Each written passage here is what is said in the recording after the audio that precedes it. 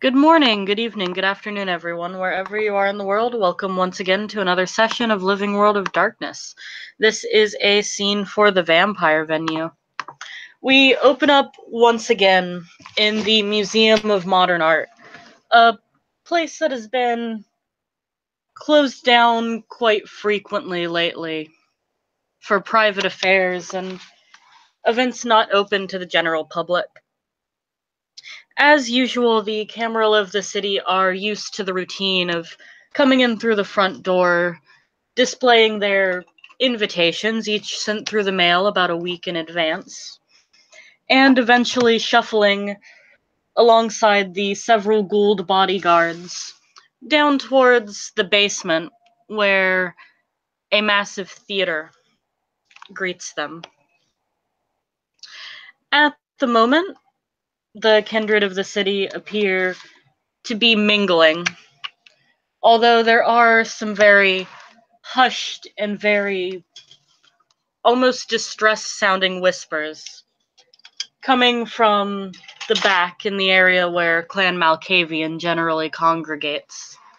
While they're usually content to be quiet and only pipe up when absolutely necessary or asked a direct question, it seems that they refuse to be silenced tonight.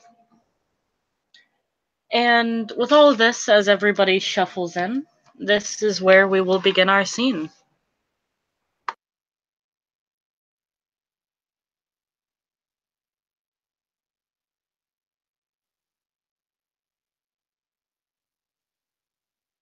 So Craig comes out.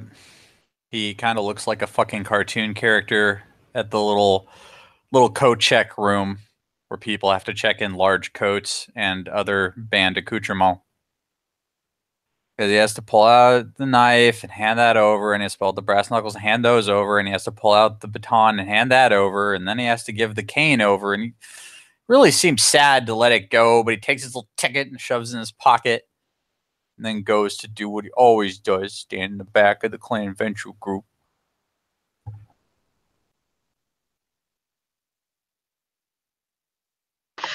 Clan Ventru is present as per usual. Many of them, you can imagine, arrived several hours early in order to get both the best seats and ensure that everybody else knew that they were there first. In fact, pretty much everybody you've met is accounted for here.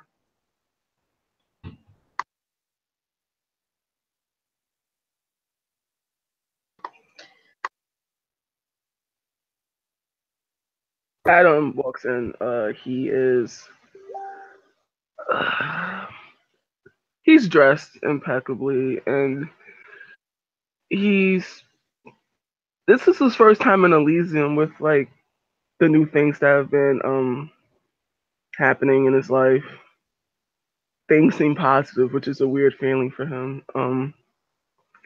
He, I guess, for the first time in a while, he actually feels particularly ambitious, and he uncharacteristically is sporting a smile tonight. He doesn't smile much. It's usually this blank, very piercing gaze that he gives people. But he hands over his equipment and waits. Opal, perhaps not uncharacteristically, is arriving with Adam.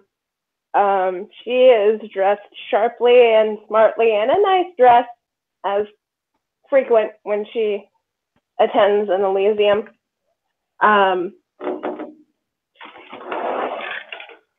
She checks her weapons and at the door and holds her hand out, waiting for her ticket. When she has her ticket, she takes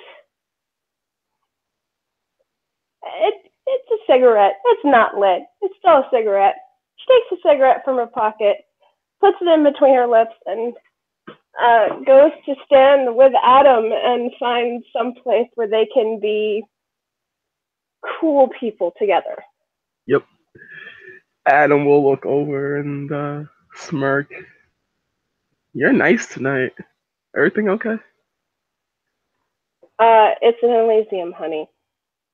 Ah, I'm not gonna come. I'm not gonna come dressed like I just rolled out of bed. I didn't say you did. Ouch. But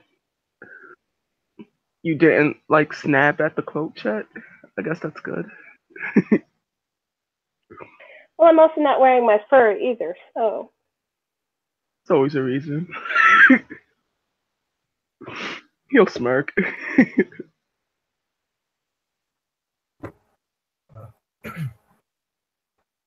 Mr. Alfred Ansel will step down to the cloakroom, where I'm sure he's been instructed to go, and he'll hand over a rather heavy wool sort of a greatcoat, which he shrugs off a very well cut suit, clearly bespoke. He sort of gives the coat over and sort of waits for his ticket, and then seems to sort of remember, and he takes like the most pissy little knife you've ever seen out of his pockets. It's like a little tailor's tool, and he sort of pops it in the tray, sort of just demurely waits to be handed his ticket before stepping into Elysium proper for the first time in New York. Would you like me to roll perception to see exactly what this room's like? Because I think everybody else knows the score, but Sure, if you'd like. Do you have you can give me a perception politics. perception politics. Boom, on it.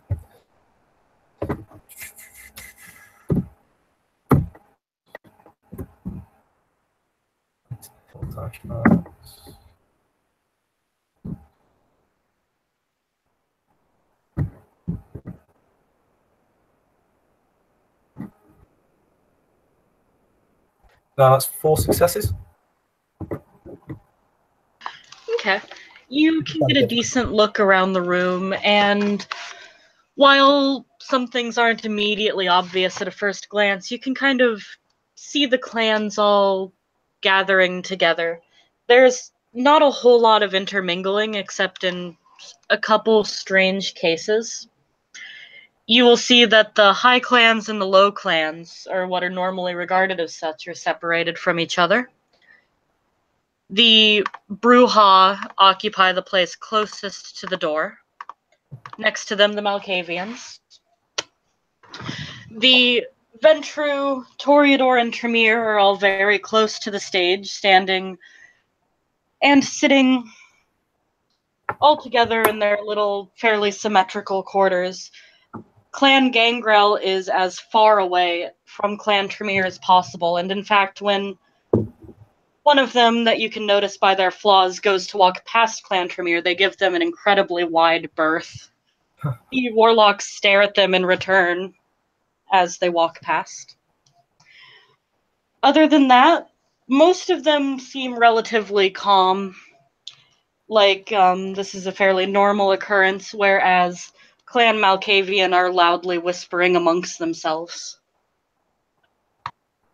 He sort of like he kind of smirks. He doesn't look smug or like a kind of like a vain Toreador. He's not the stereotype. But like he didn't know what to expect upon coming to New York after everything he'd heard. So to then see it more or less resembling the courts of Europe, this is comforting to him.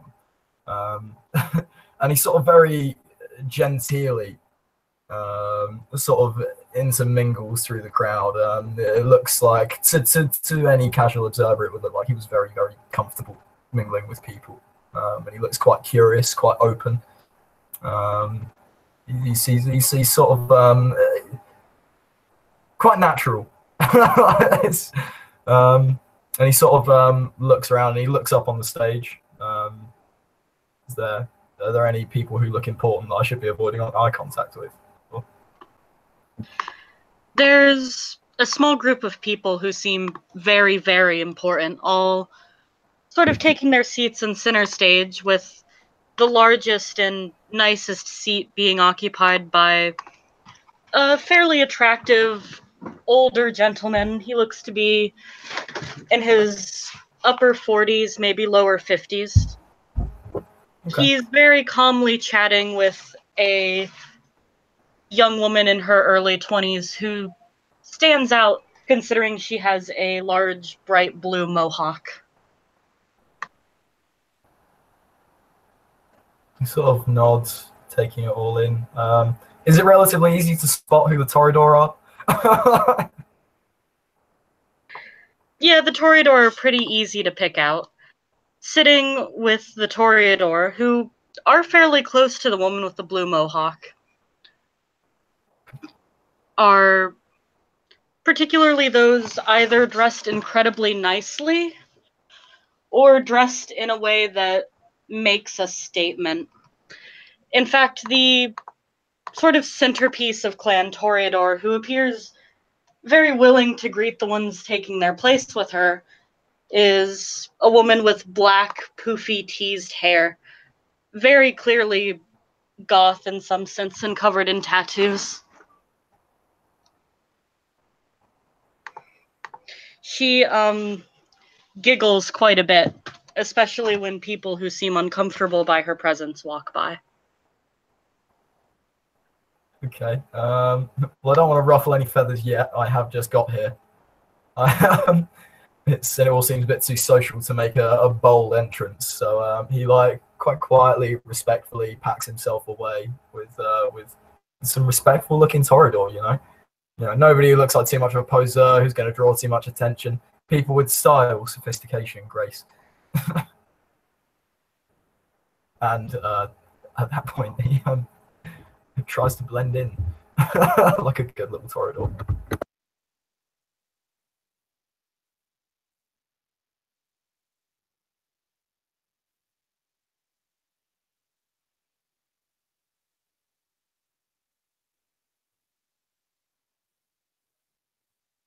Noticing the new face, Adam will perk up, and he seems to be in a conversation with one of his colleagues and stops it. And he'll look over at Alfred. You're new, and just smile. Indeed, I am. And sorry, your character, you have fame too. Are you like somebody I recognize? He's a sculptor. If you follow that type of thing, you would know it. He's like in the art scene. He sort of places a finger to his lips. Didn't I see your work in the Selfridges catalog? He'll smile. Yes, that would be mine. Pleasure to meet you. Alfred Ansel. Adam Priestley. Nice to meet you. So, your first night here or to the city? First night in court. I've been here for a few days. Okay. Haven't managed to,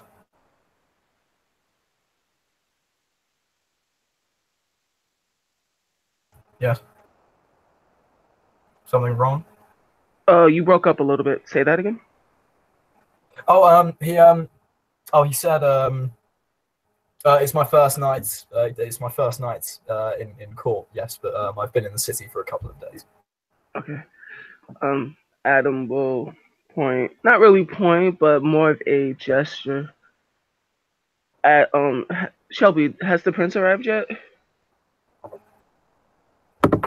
Oh yeah, he's there. He's up on stage.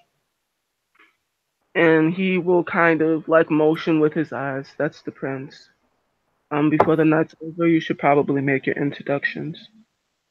And looking over at the prime, is the Primogen here? Benny? Yes. Mr. Laurent. You should probably pay your respects. He's waiting for you to say something, which is why he hasn't approached you. Oh, sorry, Anthony, you broke up a little bit there, pal. Okay, he's the man over there with the suit, sort of in the middle with the fangirls. He kind of says under his breath, you should probably introduce yourself. That's the Primogen. Of course, I didn't want to intrude. I figure gently and all that. But thank you. I'll make my introductions. Animals. Oh, no, please, after you. And Adam will just let him be on his way and just kind of watch to see what happens because he remembers his first night and he doesn't want to not really intrude. He wants it to be it's his introductions and he doesn't want to be a little bit vulgarious.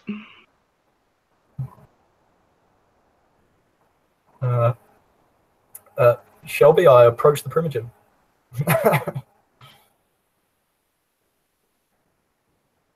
Right. Okay, Vinny. Sorry, I was getting things set up on my end. Oh, dude, I can wait.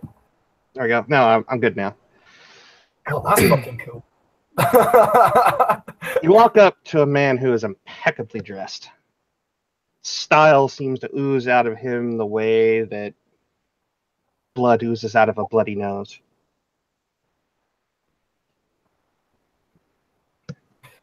And he's sitting there and he's got his little cigarillo in his mouth and he takes a big inhale of it and lets the cloud sort of come out of his mouth before he looks up at this newcomer.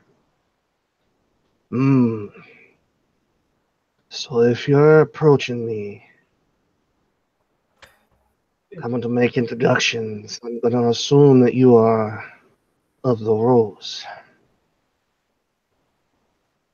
Very, very easily sort of steps into this man's atmosphere, this thick haze of pungent smoke.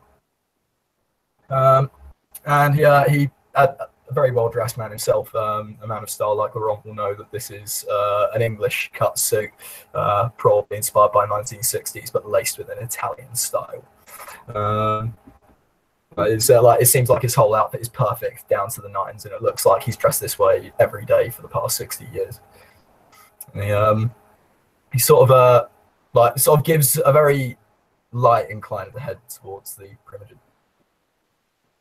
My Primogen, Mr. Alfred Ansel. I figure this being your turf, I should make my introductions. That would be a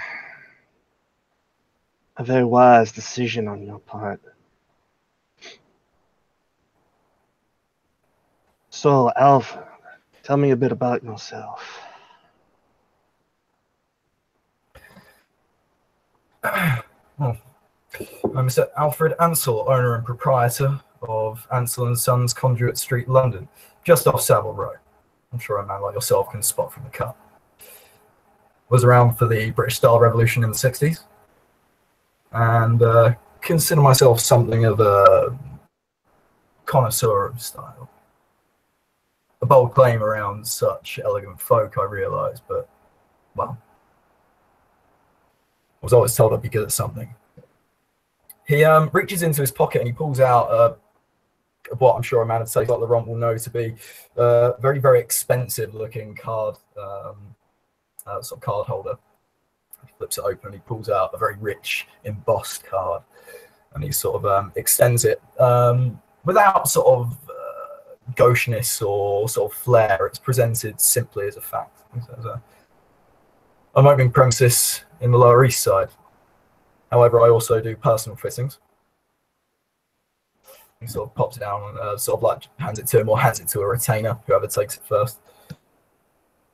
As I assure you, if you have not yet tried English elegance, you have not known it as provided by Ansel & Sons, and I would be obliged to give you a personal fitting.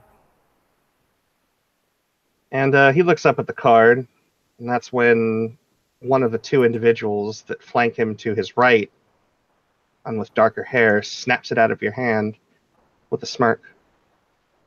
Oh, thank you. I'm sure he'll be right around to check this out, Mr. Ansel. sure he will. Is there anything I should be aware of? Clan business, new trends?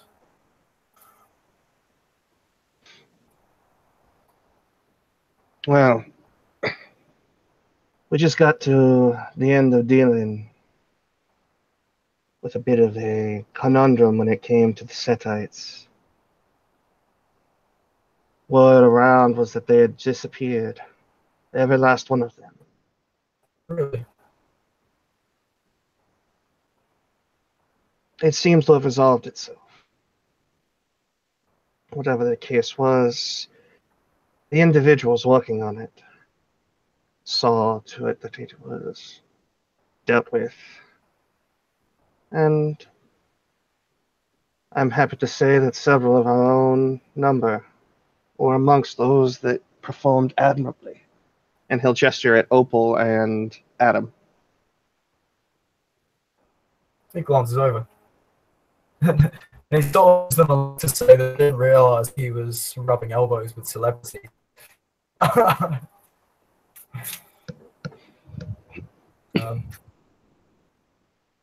It shocks me to come to a city to find the corridor already representing court so admirably. One might say that the high clans of old are doing quite well.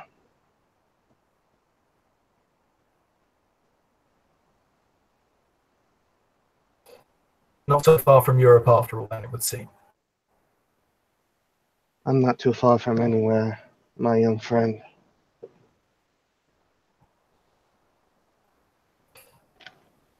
No, I see that was by far enough of your time already. However, should you wish to reach me if there's any service I can provide for you, then don't be afraid to have one of your people call me. Well, business might come sooner than you think, but let's see what the prince has to say this evening. Of course. Sort of, he doesn't presume to shake the man's hand, because frankly, that's a dangerous gig when it's a Toreador Primogen. But he gives a very polite incline of the head, a very cordial smile either side to his associates, before retreating back to the relative safety of his newfound friends. He's smart. I like him.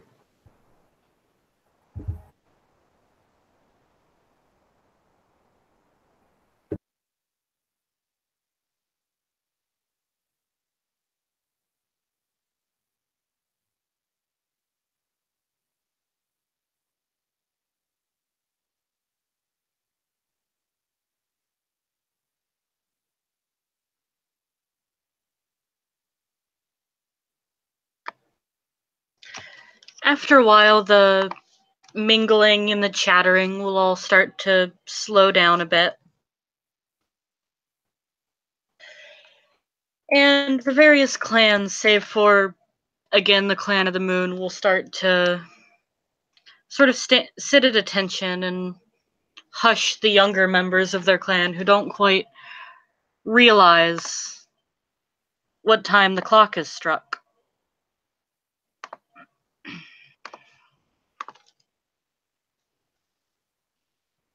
But once the room is completely silent, and the storyteller finds out how to work this new version of Minicam.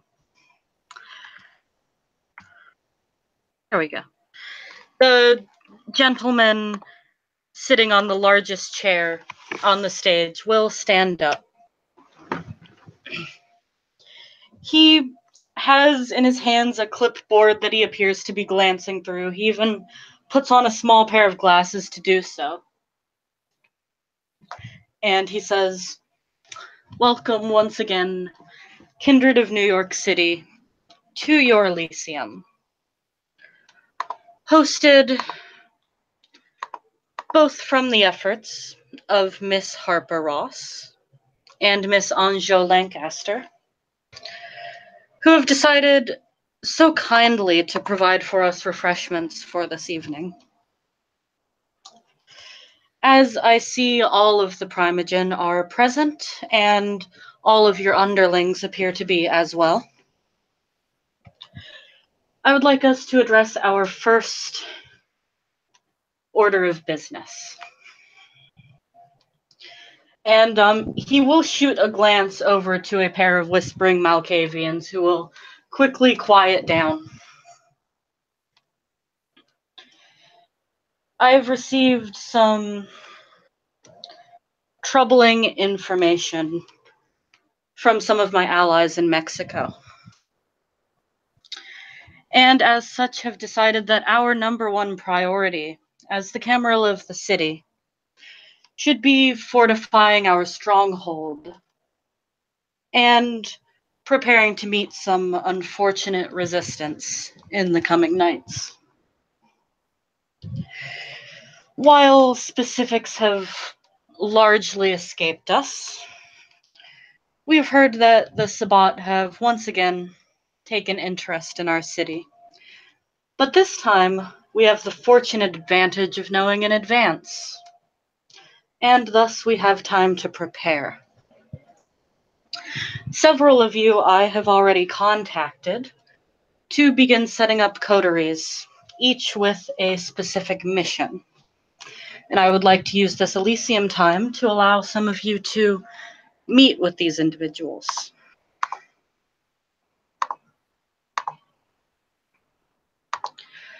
As such, we have 4 primary missions that we will be accomplishing soon. Miss Lancaster here, and he will put his hands on the shoulders of the woman with the blue mohawk, is going to be the head of our first and primary coterie. Your goals will involve gathering support from the Camarilla of neighboring cities, gathering support from any kindred that is not a ravening, blood-crazed maniac, and ensuring that we maintain our dominance in this city. He will then move over to a pair of blonde women, Miss Harper Ross and her child Esme, are going to be heading up our information gathering department. In any way that you see fit, we cannot win a war unless we know more than our opponents. So those of you who find yourself better suited to these activities, let's meet up with them. He will take a few more steps, this time to another blonde woman, Miss Dubois. Primogen of Clan Ventru has so kindly volunteered herself as the organizer for those of you who will be building up our mortal influences in the city.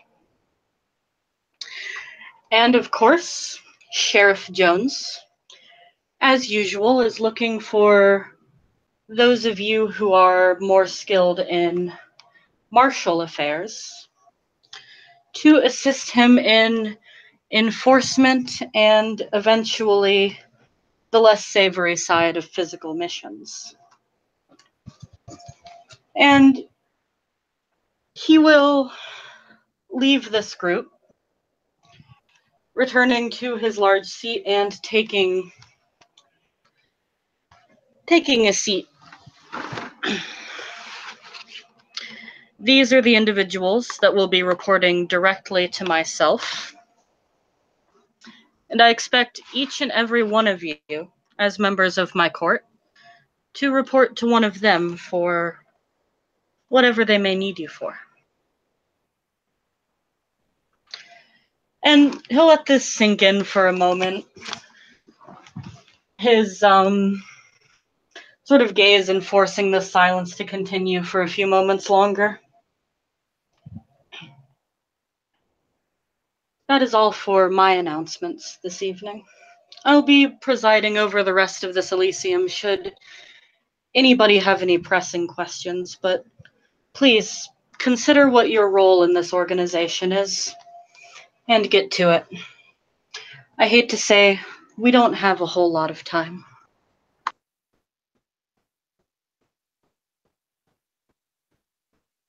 After a moment of silence, the Tremere Regent stands up,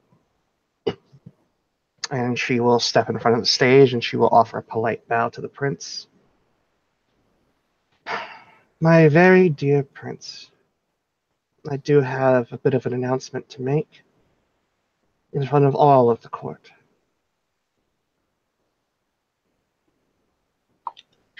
Is anybody looking in Clan Gangrel's direction? Oh yeah, I definitely want to see what the Gangrel are reacting to this like. Yup, that's T right there. What's happening? Yeah, Opal's watching curiously. You can make a perception empathy roll. Okay, I would like to do that. Let me get into the right dice roller.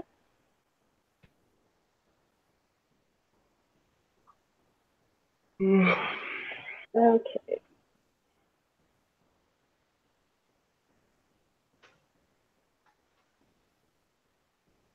One success. Looks like.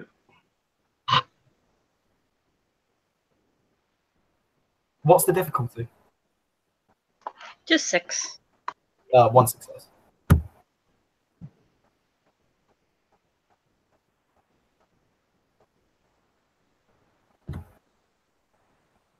No successes.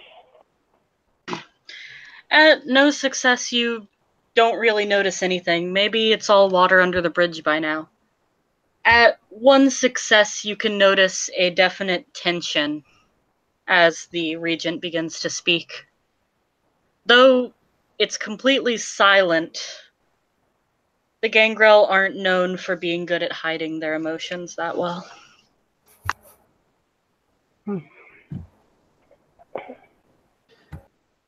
Clan Tremere would like to extend its warmest thanks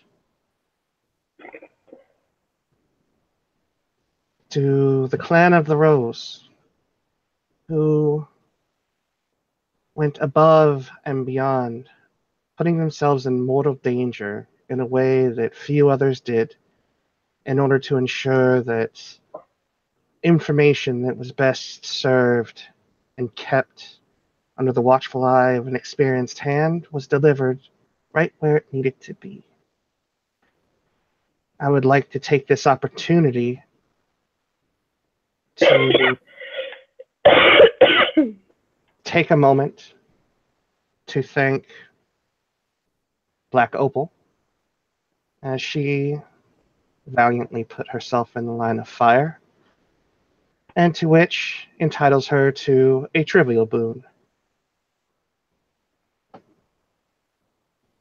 And as stated already to the Harpy, but bears reiterating in front of all to see, Adam Pricely.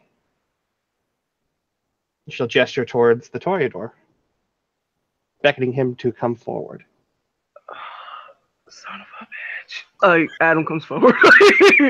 Adam can feel daggers being glared into his back. And he walks with a confident stride.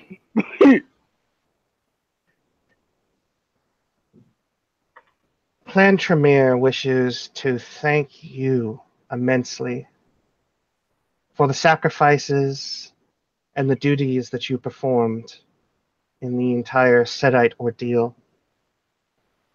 The delivery of the information which we asked for came at a pivotal moment and enabled us to do our best work to ensure that powerful text did not end up in the hands of the Sabbat or more nefarious organizations. And for that, you have been given, of course, a major boon.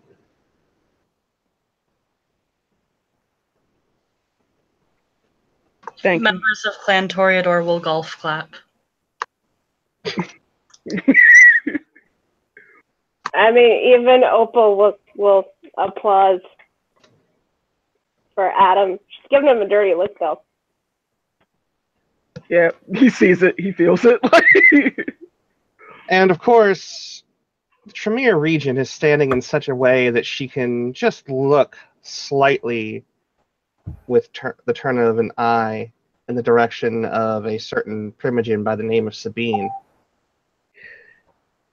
Um, Can I roll? Oh, sorry, after you.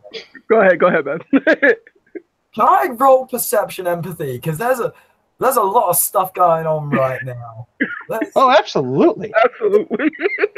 Well, you've made a perception empathy. I think wits politics would fit better here. We can do wits politics. We can do that. Boom. Let's have a look. Oh, damn bones. After the golf clap, Adam will, if it's like stable enough, he will go back to his seat.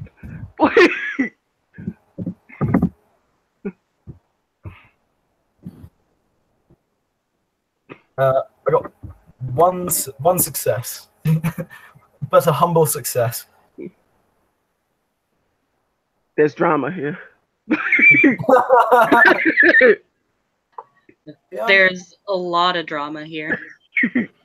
Like, he kind of because this is kind of part of his job. You know, the world of a good tailor is one of quite subtle perceptions, and he sort of catches these kind of a lot of eye contact. He's already looking at these guys anyway, before, so sort of tracing the eye contact, and as he traces it from Black Opal to Adam, he then catches the Tremere Primogen's eye and turns to see who he's looking at, and sees him looking at this Sabine character. He kind of just follows it in like with like not a bemused smile because he's new here, but he like just like, oh, how exciting. You'll notice this Sabine character is sitting quietly, teeth gritted, with her claws digging gashes into the chair she's sitting in. No,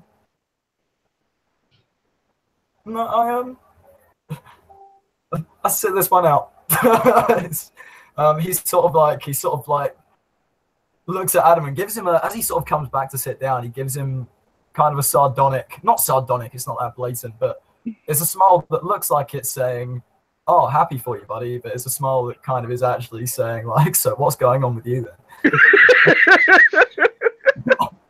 Adam, he gives you a look, and he's just like, it's a polite smile, but he takes a seat, crosses his legs, like, not today. I would. Oh, go ahead, Sam. No. I was just being a dick.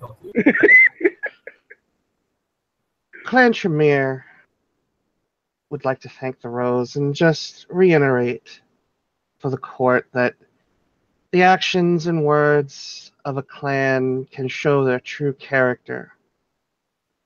And in this, the Toreador have risen above and beyond any hopes that I could have had for anyone outside of my own clan, and have somewhat changed my own perceptions of the court dynamic here. And it does this still beating heart. She just pats her chest with sort of this almost wistful look.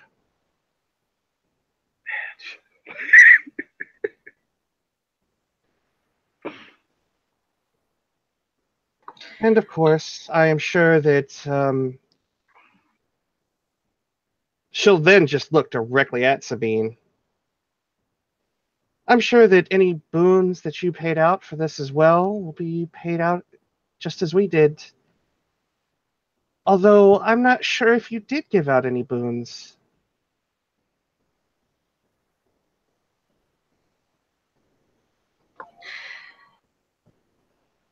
I'm gonna roll a few dice.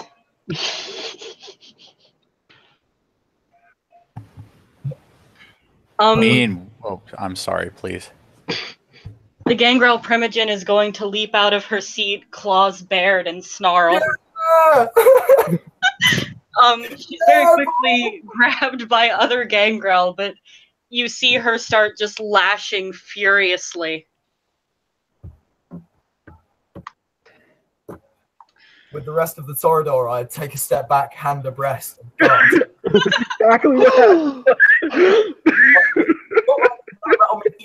he does. He puts a hand on Adam. Oh.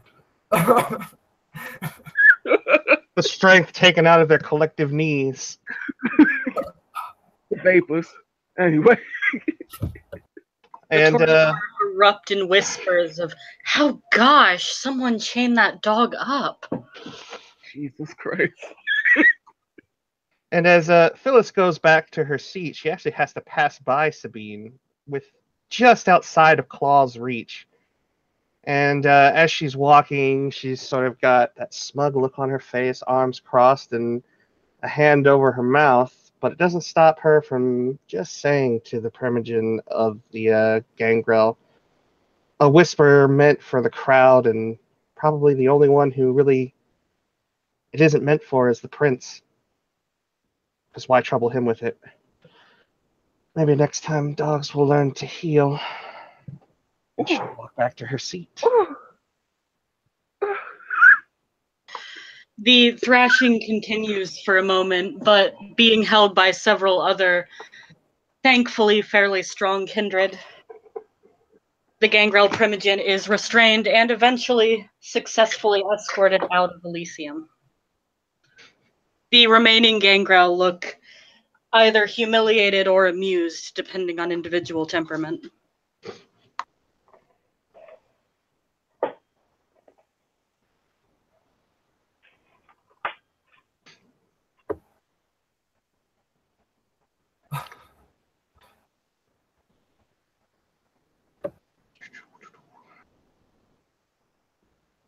Stunned silence falls over the court.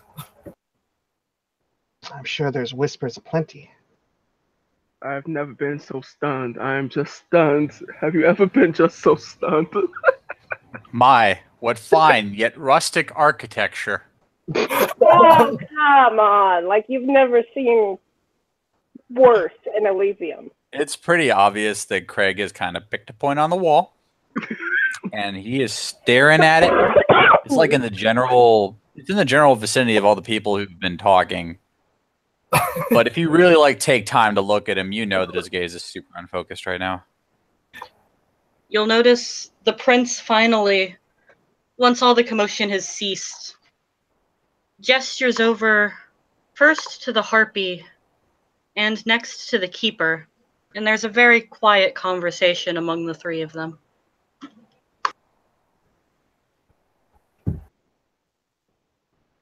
Whisper, whisper.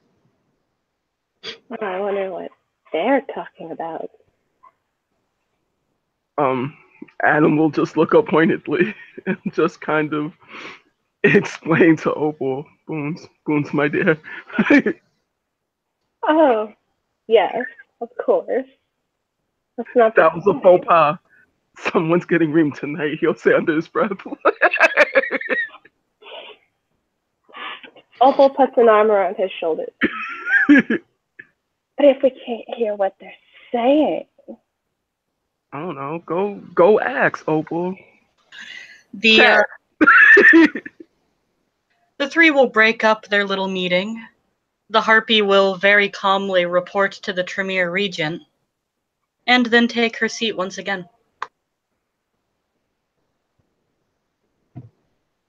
I assume that the news is what the Tremere Regent hoped to hear.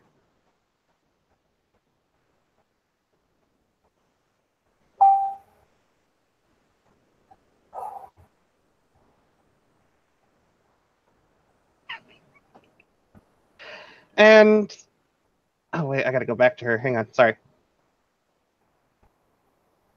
The Tremere Regent simply still has that one arm over the bottom of her rib cage, and that other elbow resting on top of that said wrist, and just sits back with a dignified smile, and that upright arm just sort of lounging with a loose wrist.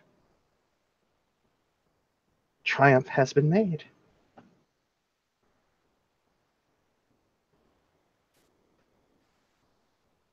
And as the scandal is quickly dealt with, the Ventru Primogen stands upwards. My very dear prince.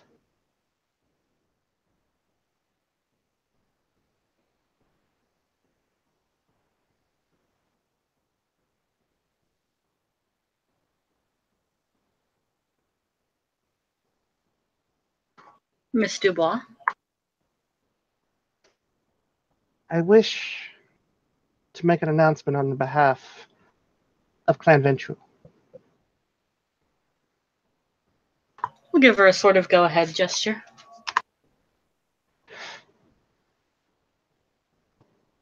Many individuals took part in discovering what happened to the Setites. We now know that their clan, within this city, at the very least, is no more. We found this out due to the efforts of many.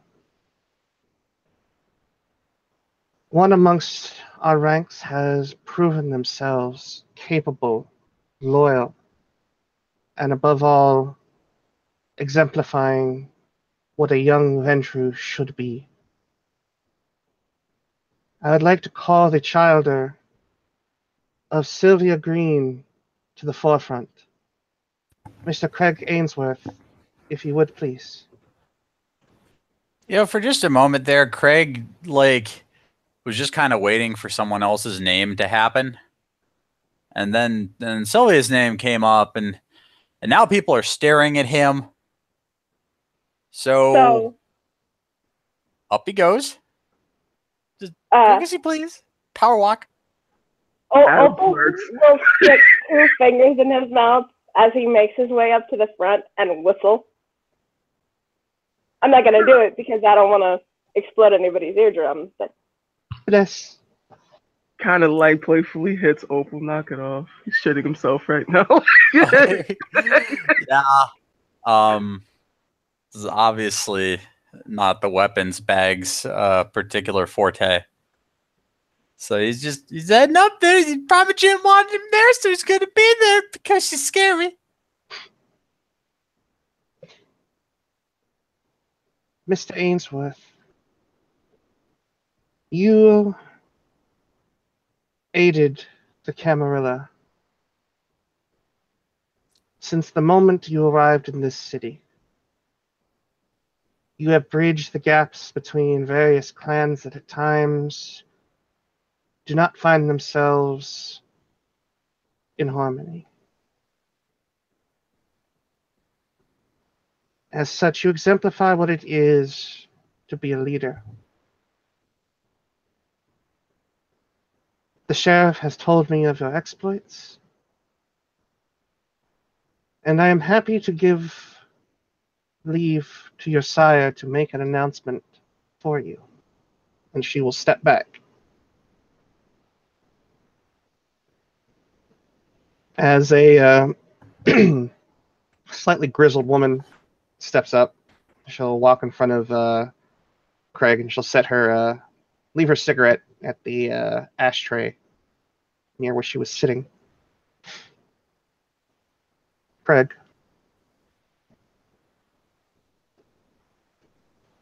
Ma'am?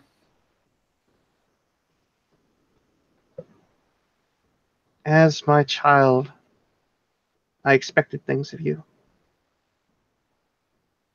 Tasks that I set out for you, you have completed. And tasks that I hope you would undertake, you endeavored to be excellent at. She will place a hand on his shoulder and turn to the prince.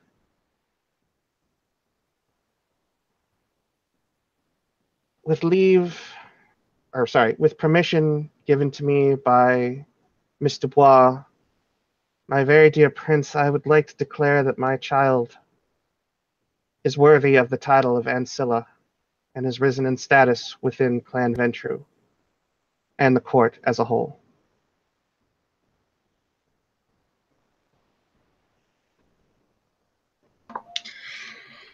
The prince will look him over, then look down at his clipboard and flip through a couple papers. I see that you've already completed all necessary paperwork. for such a thing, then I consider it my honor to recognize Mr. Ainsworth. I hope that he continues to live up to his clan's name and to the title that he has earned for himself. The prince will nod. The Nosferatu will erupt in a mixture of claps, whoops, and armpit farts. You'll hear, Along- "That's my boy! Came a long way from sucking rats in the sewers."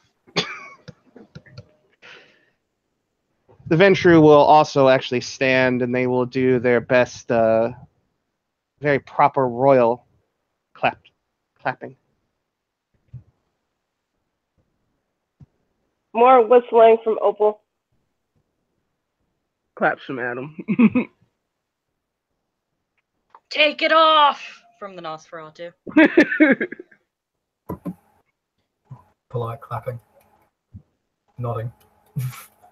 I gotta roll self-control. Oh, hell. God, is she gonna break down and suck his dick in the middle of court? It's a Oh, distinct no. possibility. Oh, the drama! Craig is just like, he's now surrounded by all of this fanfare and the never-ending revolving door of terrifying blonde women in his life.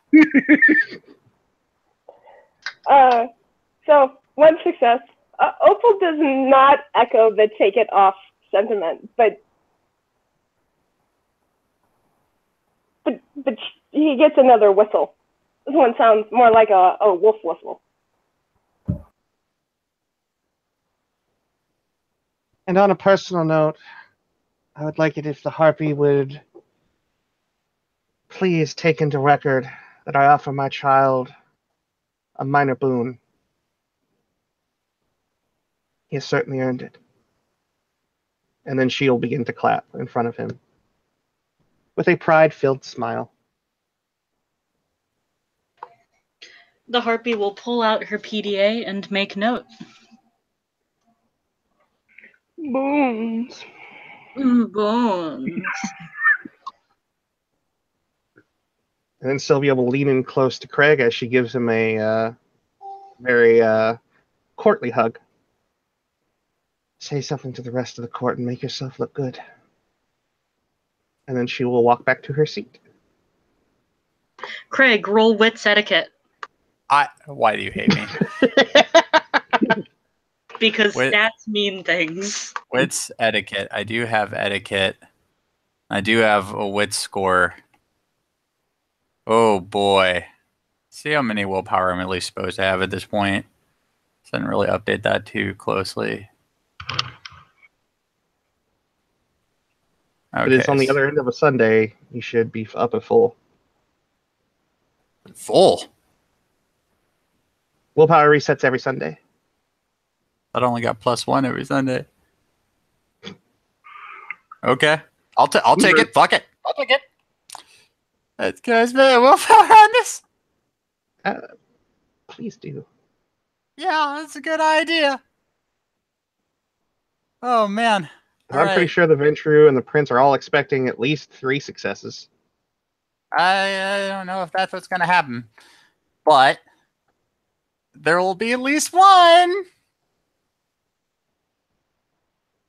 4 successes. Oh, thank God. What do my 3 successes tell me to do before I start talking? Shelby, I'll let you handle this one.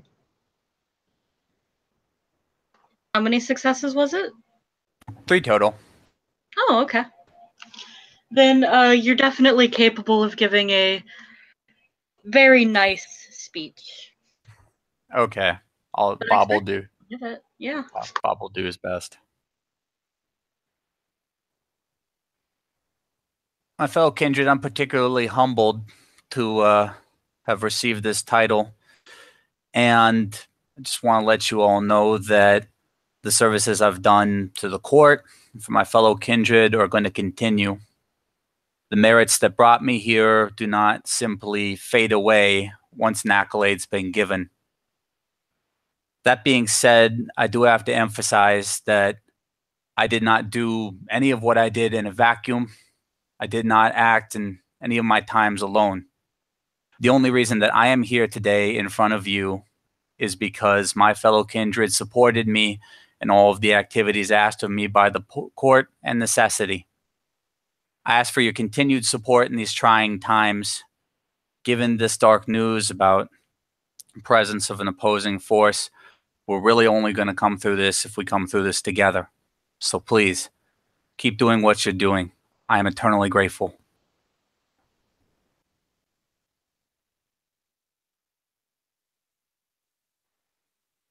Oh, sincere applause. Sincere applause. Very nice.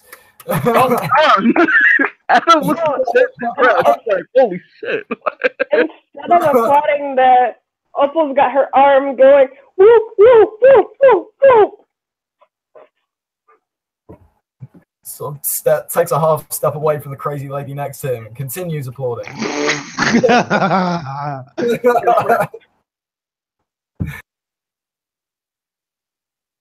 The adventure sheriff actually lets out a few whistles as well. I somehow expect Sheriff Cody to be like, "Whoa, yeah, that's my boy, Yeah! yeah, but He hasn't quite taken out his revolver and started shooting up in the air, but he really wants to. oh god, Sheriff Cody, long may he rule." There's actually Sheriff Cody who steps up after the applause dies down.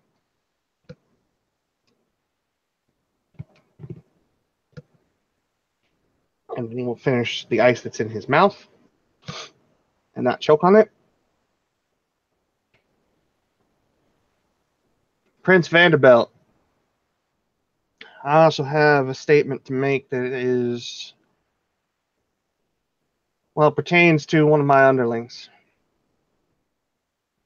the hound known as Rex. And seeing as his Primogen can't be here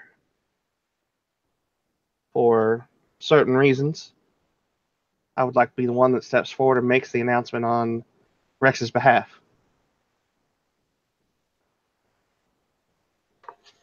He raises an eyebrow, but he'll nod. Coming into this city, we came in here after the Sabbat had literally ripped us out of our place at the top of the tower and taken the city for their own. The prince, myself, and a few other intrepid others managed to retake the city with the help of some independents. And it's only through the actions of the kindred gathered that we have been able to maintain any sense of security. I don't give out the title of hound lightly too often, but I gave it to two individuals, one of which is still here. And while he may not be here directly, he has performed his duty beyond anything I had ever expected of him. So for that alone, with your permission, Prince, I too would like to raise up one of our number to the rank of Ancilla, and that would be Rex.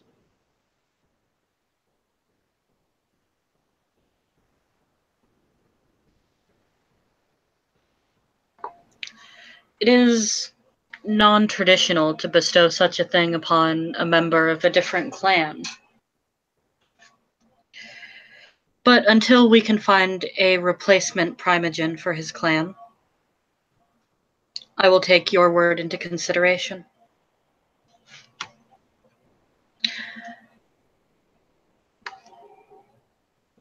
Did I hear that right? I don't know, did you hear that right? Oh, damn, Shelby.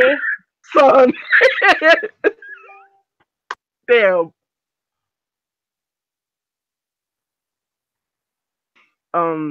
Adam will glit up and clap for Rex. He's not here, but he still deserves the praise. Fuck it. I'll play the part. Yeah. Fuck it. Opal will cheer for Rex with the same enthusiasm she had for Craig. She'll whistle, she'll clap, she'll make a bunch of hoopla, basically. Everybody else is clapping. I don't know who Rex is, but okay.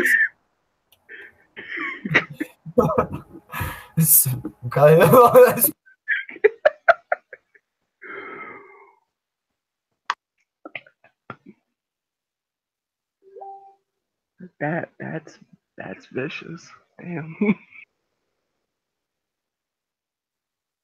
No, I genuinely don't, even out of character. Everybody else is clapping, I'll clap too. Is there any reaction to this in the room? Does this Rex character seem to have like a reputation among the people around me? Yeah. You get a response from Adam. Yeah, he seems to know. Okay, cool. The remaining Gangrel are definitely clapping, although they're also exchanging worried glances. Because we all heard that. We all heard that. The heart has become a dust cloud. You don't even know where she is. he sort of like kind of glances at sort of Adam, like, oh, Gangrel then. Oh, okay.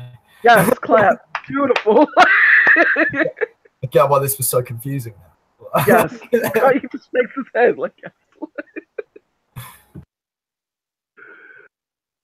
Oh, damn. I just want to say, I've never played a Toreador in Elysium before. I've just realized, and it is fun. I'm usually a Brujah. I'm usually like in the corner sulking.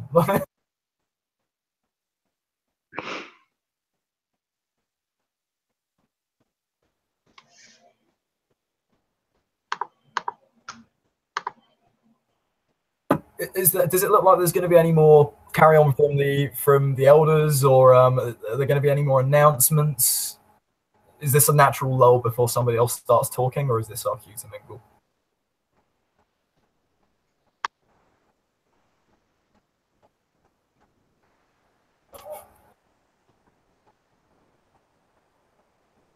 No? Okay. I don't know. Shelby, what's next? Who else is getting Arcadia. dragged tonight, Shelby? What? We want blood. It's like Quite is an literally. the prince or one of the Primogen going to start talking, or what's happening? Somebody else gonna lose status in this side on the Primogen side. I feel like we have an SD blue screen. Oh, sorry. It seems to have quieted down from the Elder's side of things, as those who volunteered themselves as the heads of each of the available coteries will take their positions, offering what almost looks like a career day display for other kindred to begin sort of approaching and signing up. The elders appear to have retreated to their own little circle of gossip. And the Gangrel, the moment that things seem to have ended, are gone.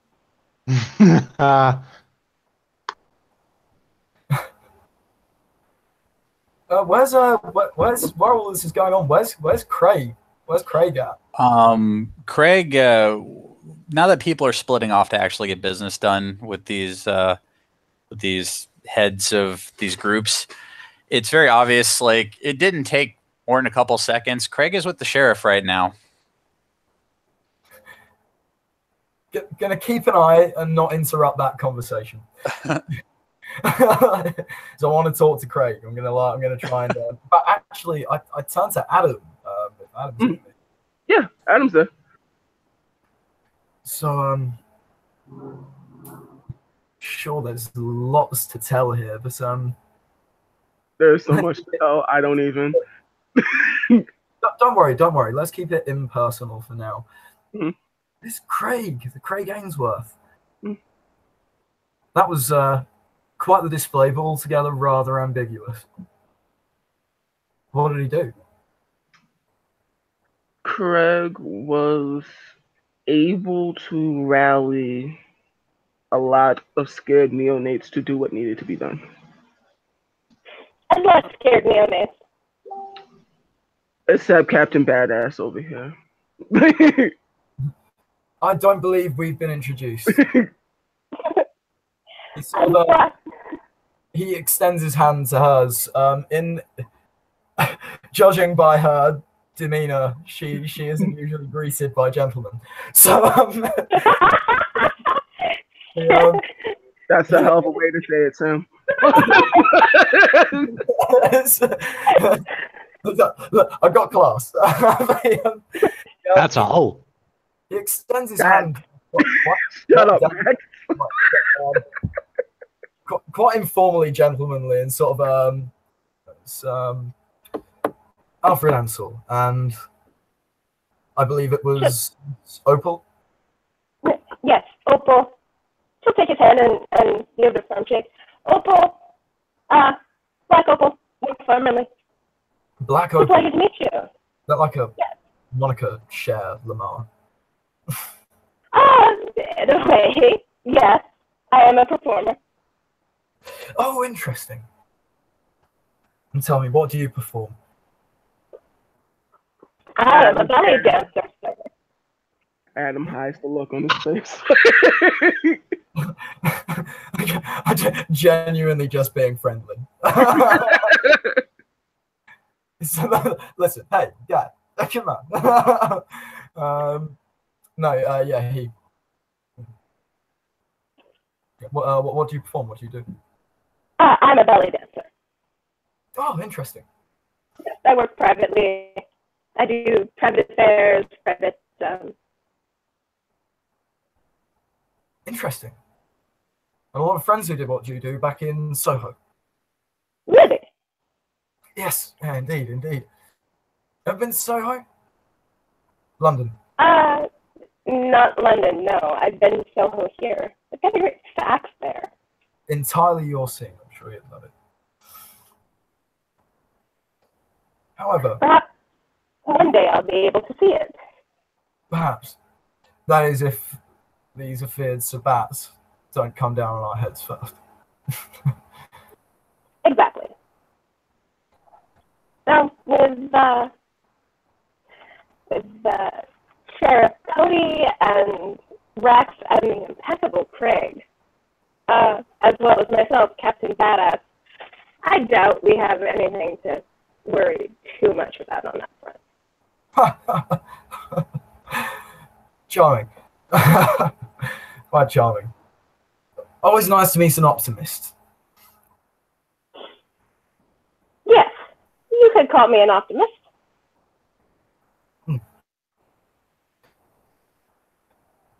No. But yes, and what's this business with the Tremere Primogen, if you wouldn't mind my asking? That seems to be an affair between a few. Well, she apparently felt the need to reward myself for taking part in these missions, looking into the disappearance of the Setites to regain some lost knowledge that may or may not have been related to their disappearance. But Adam here is apparently the real star in that aspect. Yes. Because he apparently kept the information out of the hands of people who would misuse it, and well, I apparently did not. You didn't. Adam just looks at you. Right. Because I mean, if you really want to do this right now. Please pretend I'm not here.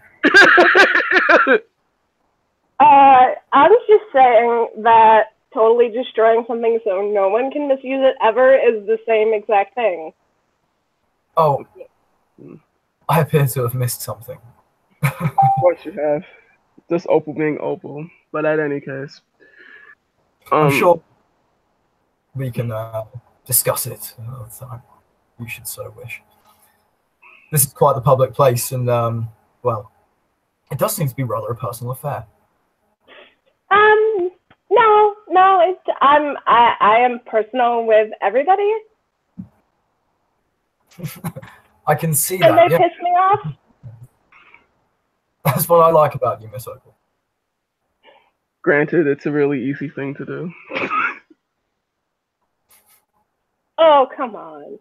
Now, it's not like I'm a bruja. I don't have a temper that explosive. Half where you throw that shade. Adam just walks up to Ghost of Qadir Day. Mitchell's ear twitch, but he hears nothing. Absolute savage. Yes.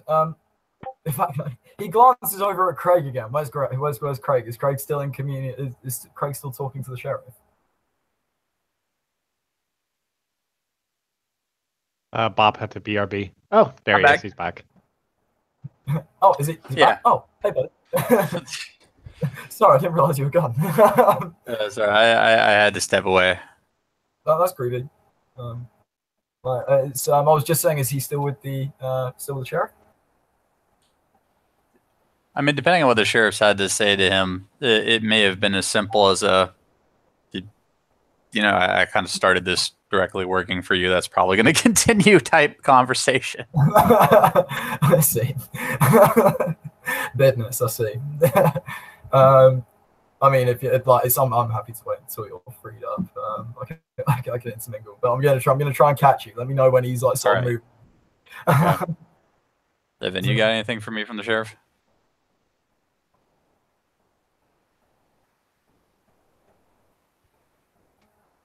Oh my god!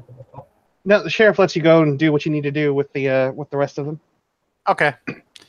So once Craig is checked in with one of his more immediate bosses, he looks like he is on his way through the crowd. He sort of taps at him and says, "So you know this gentleman then?" I'm sorry. Have we met? Oh no! No! It's I was going to try and get Adam to give me an introduction. Oh, okay. Know you. So, depending on if you're a cunt, you could probably string me up in front of me. I don't know that about you. All right. He taps Adam. Is Adam here?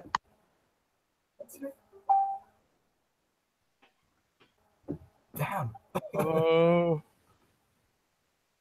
Anthony. Hey, Paso. You're being asked something. Oh, I was being petty. What's up? Can we talk about this later? He sort of taps you and says, "So you know, Mr. Eggsworth, then could you give me an introduction, given his new status?" Sure. Mr. Ainsworth, congratulations. We continue to expect great things from you. Are you sufficiently awkward yet? Adam, you can call me Craig. Come on. He just laughs. Yeah. This is my associate, Mr. Alfred Ansel. He's brand new. He'd like to meet you personally. And Craig puts out his hand. Adam will step to the side.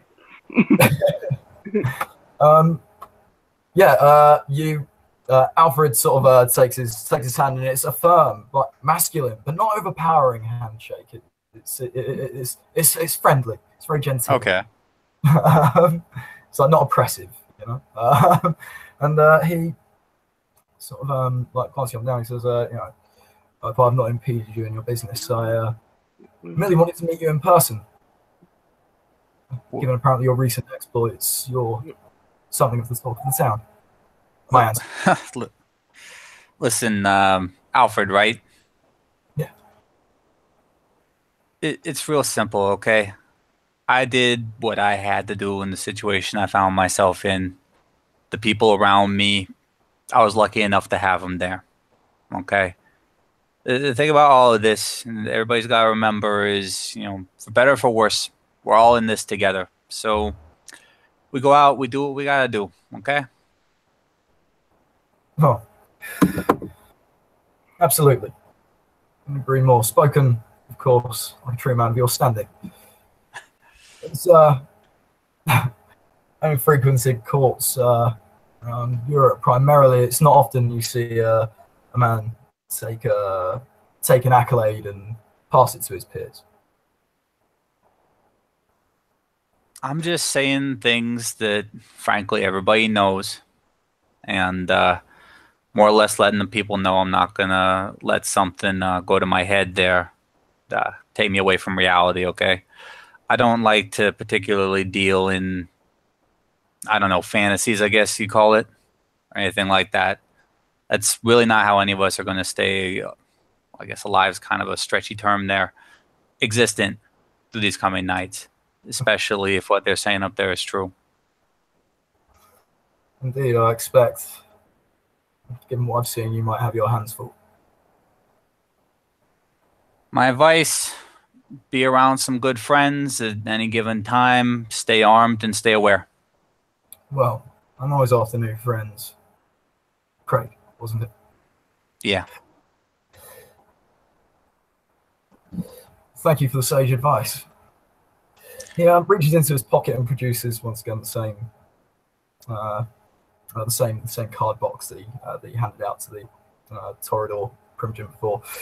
And he slips a card out of it and he sort of passes it to you. I don't know if I need to roll charisma expression or anything like that to try and pass the message across, but he sort of says, sort of a lowered, it's not as severe as seriousness, but a suggestion in his tone. He says, well, a man newly raised in the station should probably have a suit to match that station, shouldn't he? Now, I'm not one to criticize a man's wardrobe, but well, perhaps you could stop by my shop and get you kitted out with something special. Craig now has this card, pockets it, and produces his own, because no child of Sylvia Green goes around without business cards. So Alfred definitely has one of those at this point. If I can get by, I definitely will. If not, I'll call ahead. You'll know who it is I'm sending before I send them.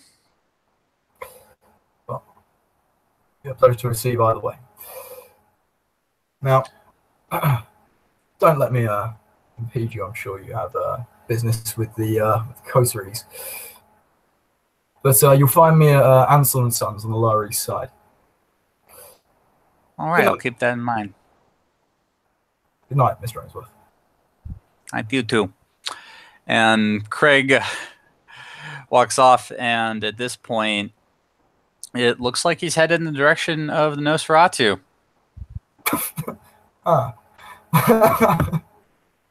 Thor watches him. Nods. Okay. That's pretty much him. It's got like a poster boy for the Ventru, or he's like, trying really hard not to mess up. It's just who he is. He is truly a man of the people. He certainly is. He's likable. He's adorable. One of the Nosferatu. Craig, roll me a... You have Nosferatu lore, right? Let me check my sheet. Because it's been a while since I have stared at my lore section. Actually, give me a perception politics. I can't roll a knowledge I don't have. I do, however, where did I write the lores down? There we are. I do have Nosferatu lore. Okay, I'll let you do that. Perception Nosferatu lore. Perception. Another great dice pool for me. 2.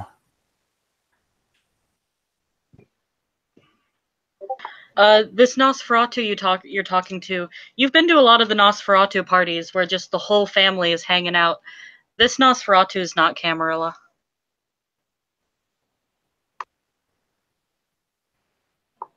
She's going to grin very broadly and hand you a tablet.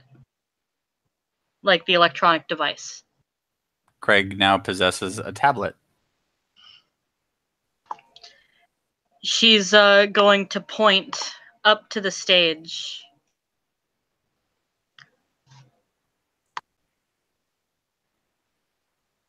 Special delivery. And then she's going to disappear. How not of the Camarilla is this individual? That's all you know. You just know not of the Camarilla. Okay. Craig kind of breathes in. Sorry, boys, I'm going to have to step away for a second. And he tries to flag down Sheriff Cody.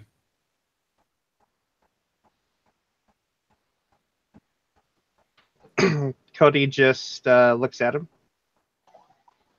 What's up, Craig? And Craig kind of like steps aside. It's almost like he's scared to like have other people hear this. Somebody who's not exactly involved in our organization managed to get in here and hand me this. Craig, as you say that, the screen blinks to life and a crackling over the loudspeakers within the room, normally meant for ambiance and music, come to life. Excuse me, my boy, would you perhaps take this up to the stage? Craig like looks at the sheriff like, help me. He just he'll gesture you to go up to the stage. Craig ends up going up to the stage with the tablet. If you would, perhaps please turn the tablet so everyone may see. What's on the tablet before I do that? At the moment, it looks like it's connected to some sort of Skype call, though the image is not clear just yet. Craig definitely holds it up, though it is angled so he can get a good look at what's going on, but he does his best here. Ah. I see that the Ivory Tower is in good spirits as ever they have always been.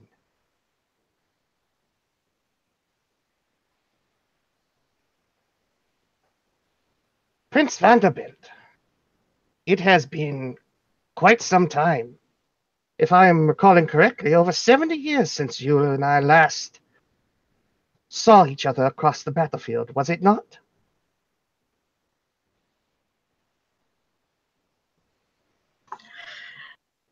The prince is staring with an almost disinterested look on his face.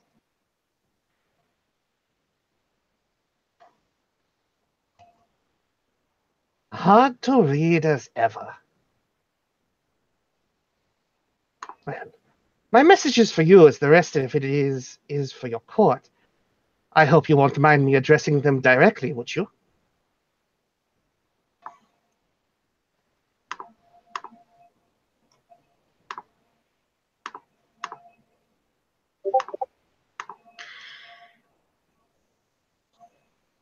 He's going to look at Craig and he's going to say, "Give me that computer." You know, there are some things that you do in life and there are some things you don't do in life. And saying no to that dude, not one of the fucking things you do in life. You just give him the computer. Fuck it.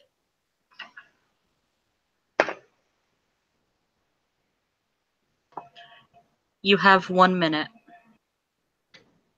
Very well. Ah, my fellow vampires. Predators of the night.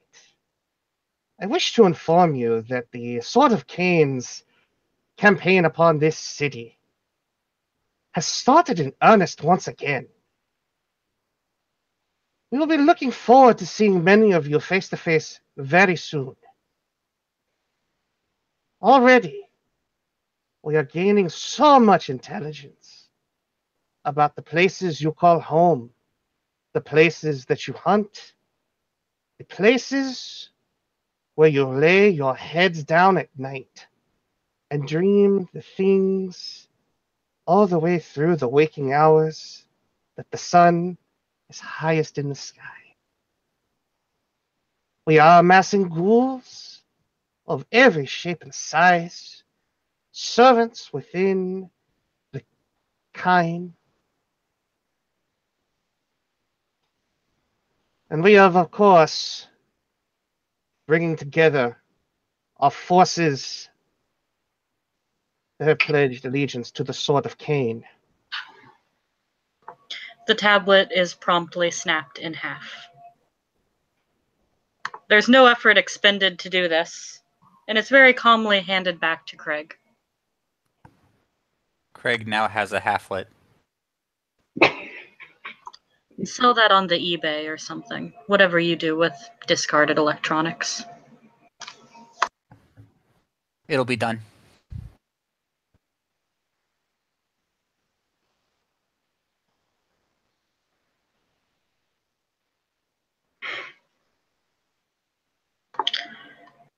If they want a war, then they will have a war. And the prince will stand up and leave.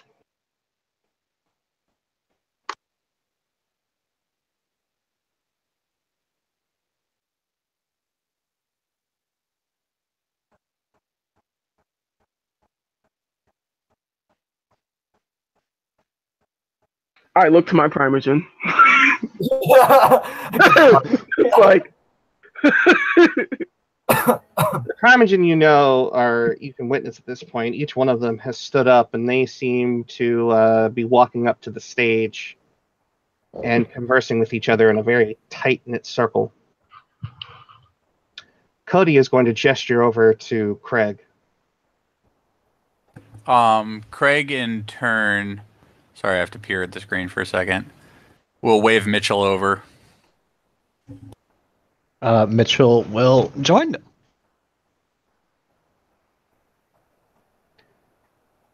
I want you to bring in Rocky Hollywood. I need information as much as you can get from the Nosferatu. You understand?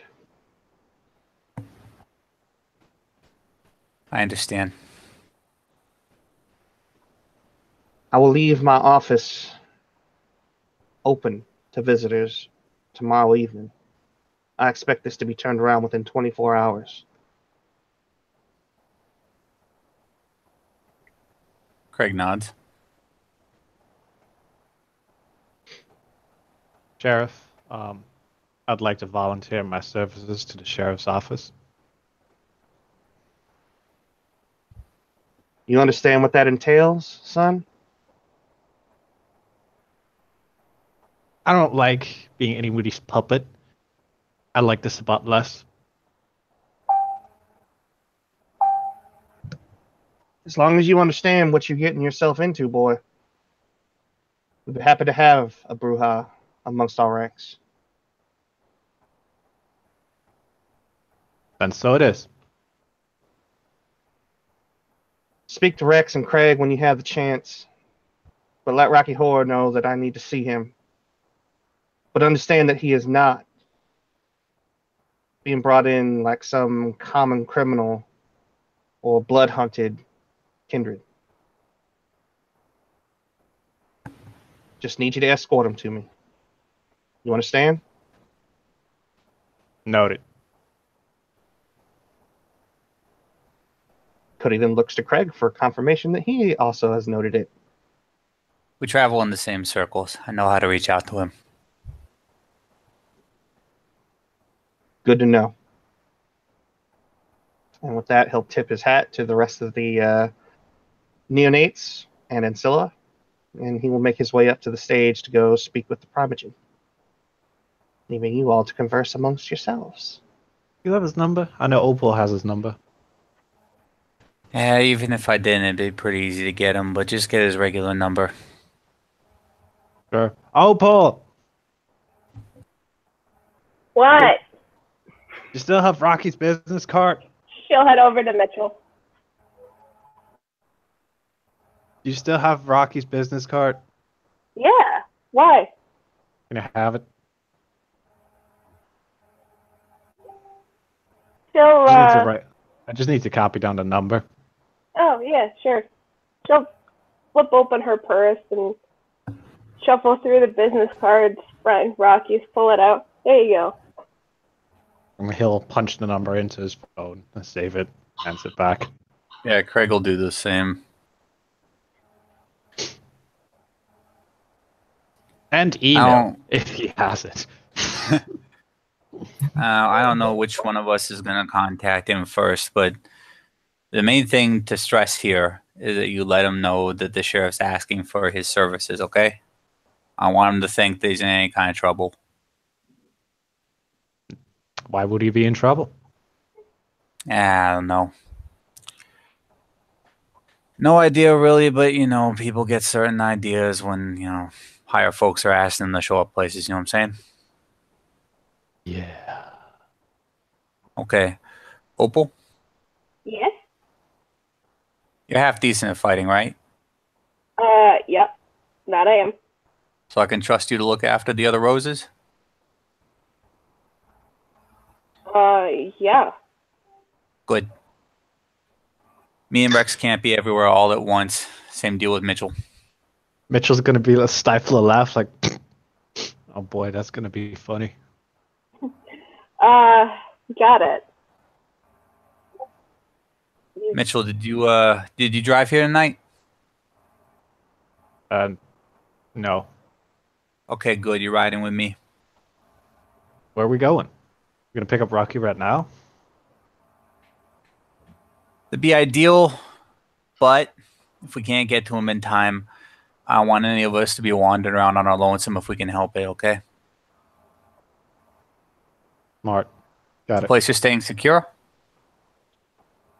I move around. The place I'm currently staying is safe, for as far as I know. Okay, good.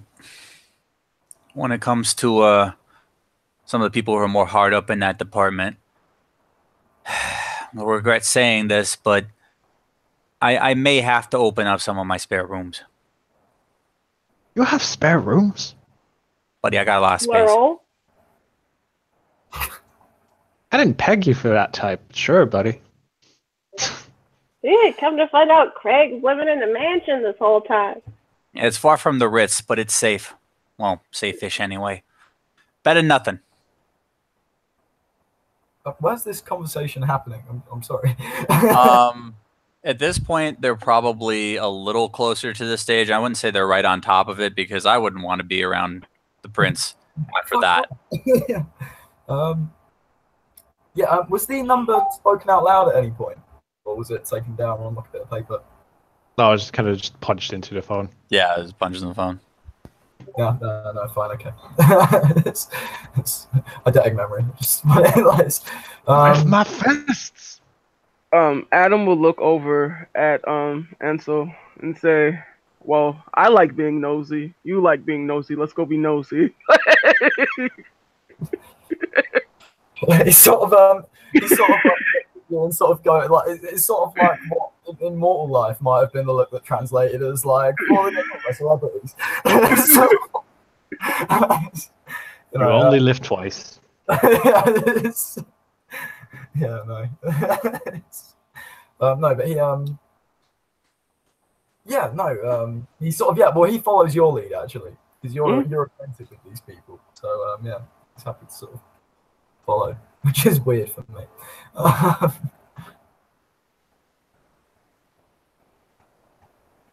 Yeah, Craig kind of finds himself surrounded by people again. Yep. Pretty much. All right, ladies and gentlemen. A lot of you have heard me say about not being alone. Now is the time to not be alone. I don't know how much these people know about where we stay during the daylight hours. I don't know how much they know about our habits. He could have just been blowing hot air out his ass, but it doesn't hurt to be prepared. Show of hands, who's regularly armed? Opal raises her hand.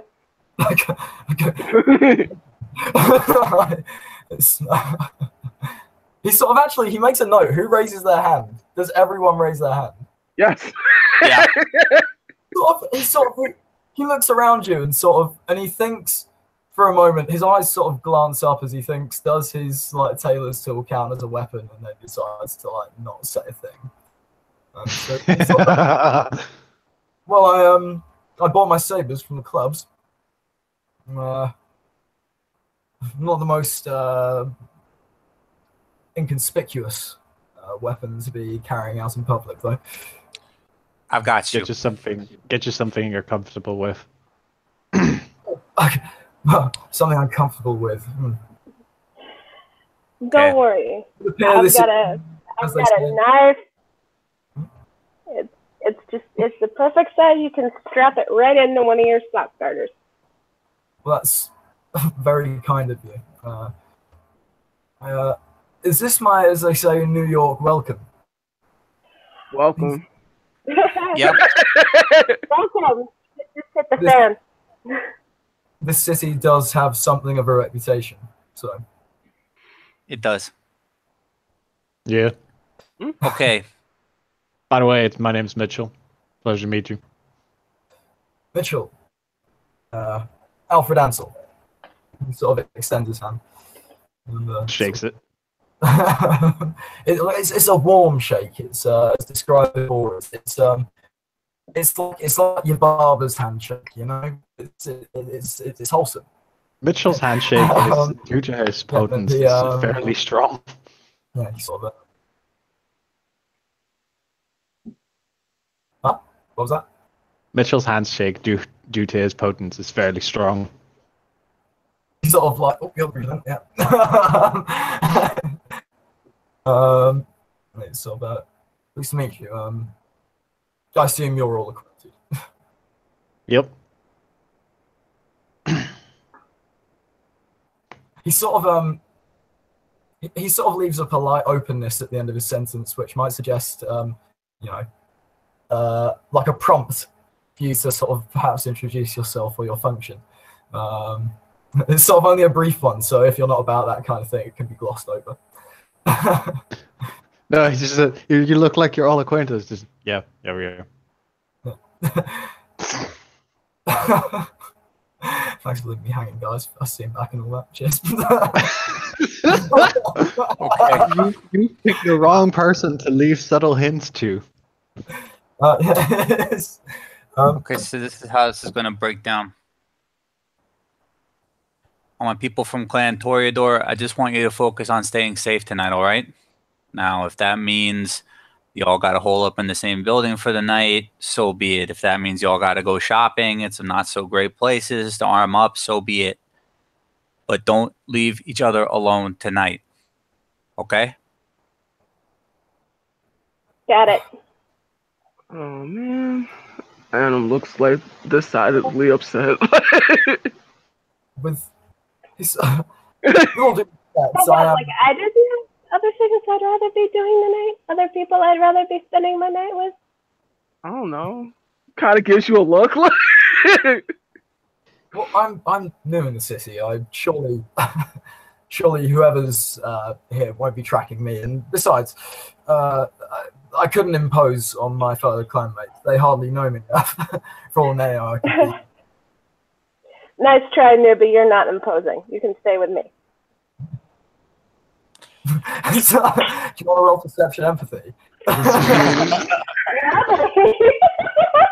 It's not what you think, motherfuckers, alright? Hey, we are politest people.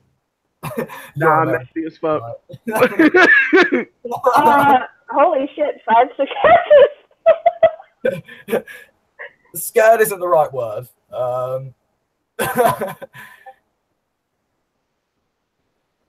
How to put it politely? He looks like this is all quite new to him, On his first night in Elysium, the Sabbat have declared war, and a lady he doesn't know very well, who's been making lascivious comments to various people all night, has just invited him back to her haven. And he's sort of, he looks polite, but he's sort of, he does it. You might take it for just Britishness. He doesn't seem to want to impose on you. Any of the gathered kindred here Twitter savvy? Anybody keep Twitter alerts on their phone? Raise his hand. Okay. Of course, Adam is. Of course I do. Adam, your phone goes off. Some of the other Toreador and a lot of the Nazis, their phones start to go off a little bit as well. If you'll direct your attention to the main page of Living World of Darkness, Adam, you'll see what is currently trending on Twitter right now. Adam goes through, closes some notifications like, oh no. He just kind of like motions the screen to everyone else. Go ahead and read the article out for everyone, Adam. Okay. Thrill seekers, section 1, page 8. Thrill seekers are sought for trespassing in restricted areas of the Empire State Building's radio tower, which is being seen as a PR stunt by local parkour groups. A flag nearly 50 feet by 75 feet was flown from the radio tower over the night and removed early this morning. The photos of the flag flying have hit the #1 trending for local Twitter topics.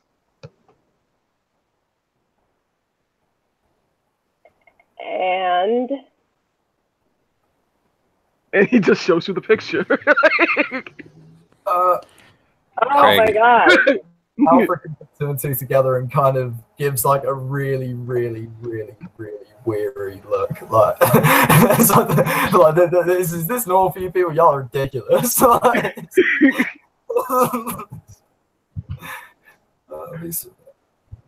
Mitchell, you and me are on the move. I gotta see some people before I get anything else done tonight. I'll join you. Just gotta collect my brass knuckles and we'll be ready to go.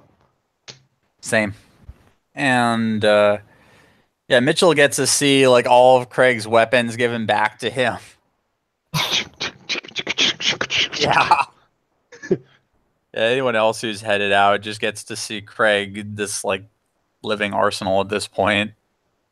Mitchell, whilst Craig and Mitchell are walking out, Mitchell will turn around and whilst walking backwards, will spread his arms wide and say, "Have a bloody fine evening, everybody." And he'll walk out. Good evening to you, sir. Adam will wave, and he will go to the front and grab his assortment of blades. And, sir, this is going to be quite an eventful evening. Yes, it is. So, now, Alfred, I must insist you stay with one of us tonight. He takes back the like his coat, which he puts on, very finely cut coat, matched the attire very nicely. Takes back the little pocket knife and sort of like glances down at like Adam's like ridiculous amount of knives, more knives than a person would usually carry, and just taps it, puts it in his side pocket. Yeah, Opal will hand Alfred her boot knife.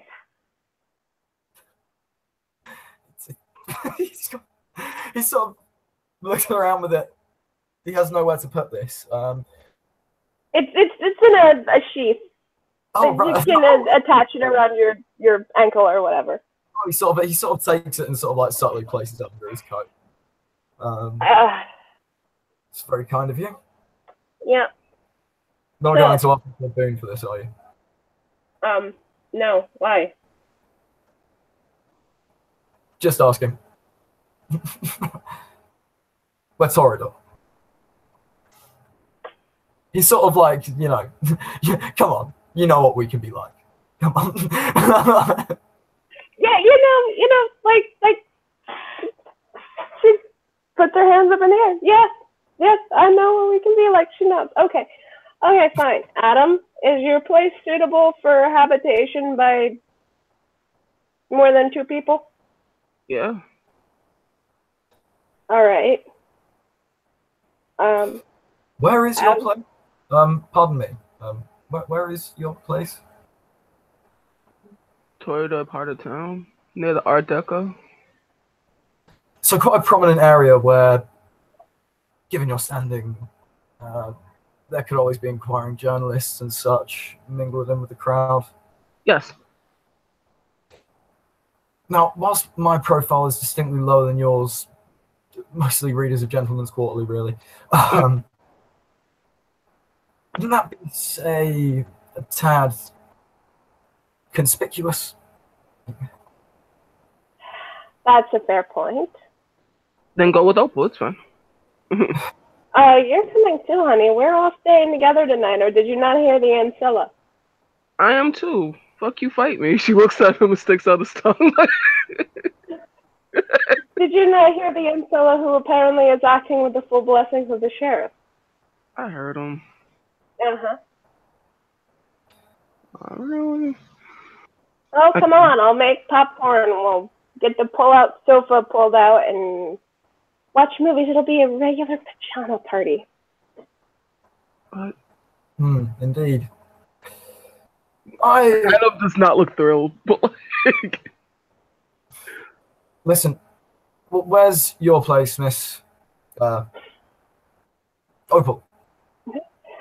I live in an men's floor apartment interior building in a factory that's been converted into luxury style loft in Queens. It's in the Toreador part of town.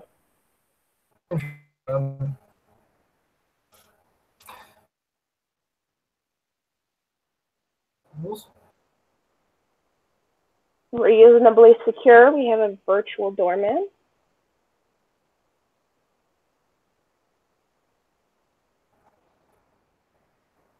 Fine.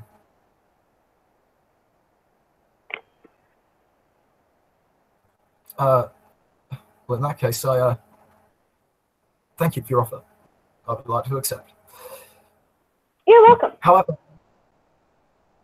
this Elysium, I have some business back with the coterie leaders. So perhaps you can go on ahead. I'll wait here. Is that still an option? They haven't left, have they? Because that was what this scene was all about. Oh no, they haven't left. Okay. So Adam, he's going for career day too. So he goes and he signs up for stuff. Who was the person talking about engaging with other sets of vampires, etc.? The person setting up that coterie is Anjo Lancaster. He is the one with blue hair. Boom, boom. Let's do this. Where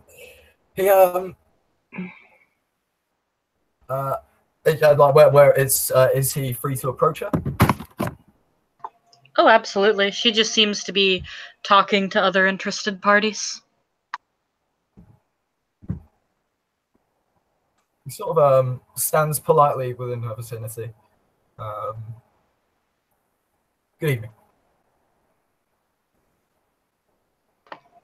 She'll look him up and down, sort of holding a pin up to her mouth. Oh. Yeah. Alfred Ansel. I'm new in town. I'm led to believe that you were the coterie leader for engagement with other parties. She smiles. Yes, Anjo Lancaster. This is my building. Pleasure to meet you, Miss Lancaster, and incredibly impressive, if I may say so myself.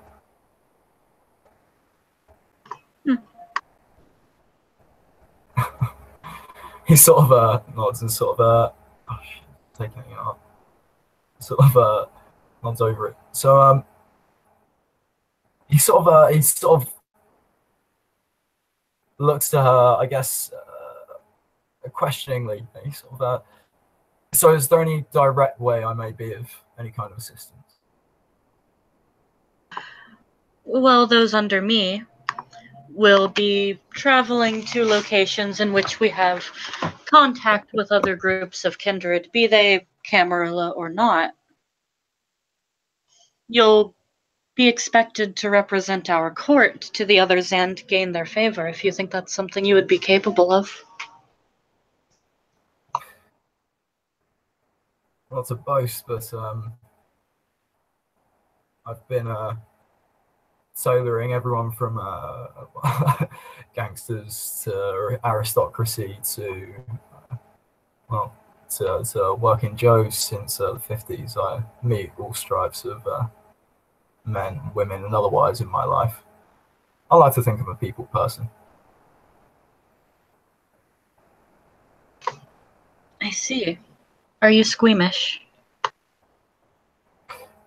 Less than you'd imagine.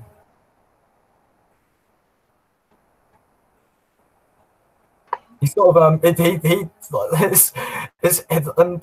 he's quite a warm person, but that was quite direct. It was quite firm.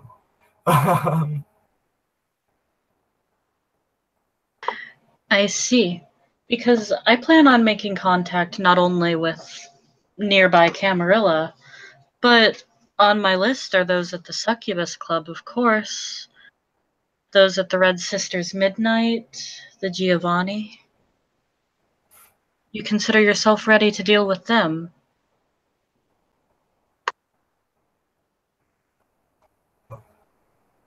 Pardon the cliche, but I will parlay with whoever is necessary to maintain the security and the prosperity of my court. I may have only been here for a few days, but this is indeed now my home, and I intend to start as though I mean to go on. Well, I hope you perform as nicely as you talk. I suppose that will be remains to be seen. But for now, I can give you my card. You can find me on the Lower East Side. I see. You may find me here. All of the eyes and ears in this building belong to me. So all you need to do is walk in. Well, good to know that you'll be keeping an eye out for me. Good evening. To you as well.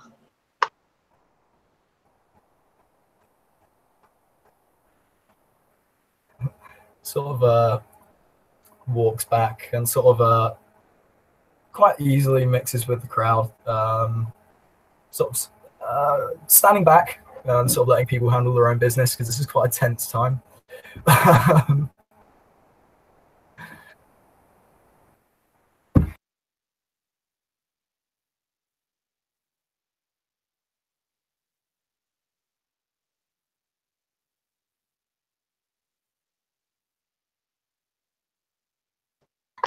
Does anyone else want to come for career day? Yeah, while Opal is waiting for Alfred to get his affairs in order, she is going to go to the that little booth, I guess, that's been set up for people who are going to be heading out onto the front lines and kicking ass.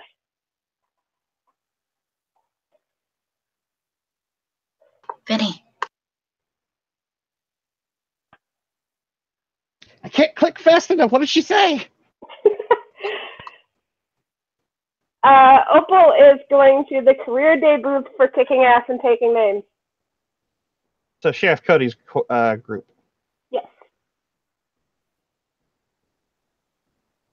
Well, you know the sheriff. He's sitting there and he's got a few of the NPC hounds sort of sitting on the stage while he's sort of talking to them.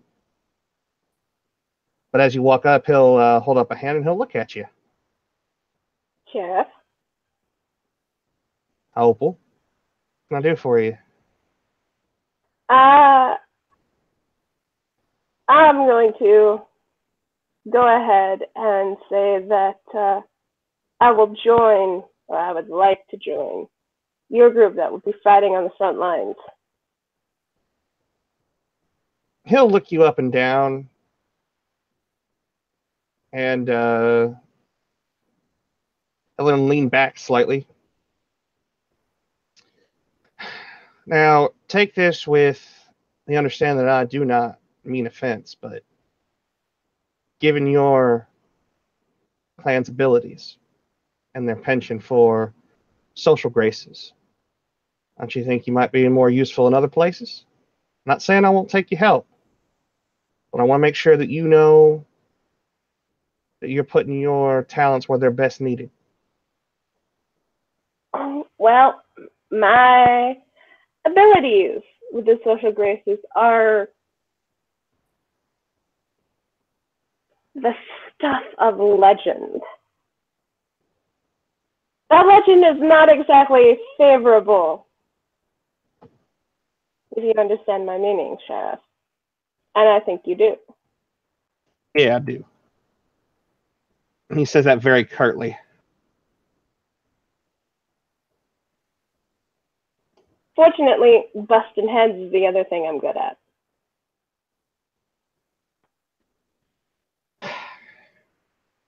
You know that you're going to be put in the shit, right? And we have no idea, as of right now, what the Sabbat's going to be throwing at us. So, it's like the world's shittiest box of Cracker Jacks. Something like that. I'm okay with that. All right, then. Show up tomorrow evening with Craig and Mitchell. I'll put you to work. I'll be there. And he'll tip his hat slightly. She'll nod. Go back to talking to his hounds. Question. Can you only join one coterie? Yes. Only one? That's unfortunate. Okay. So I guess Adam will make his way towards Angel.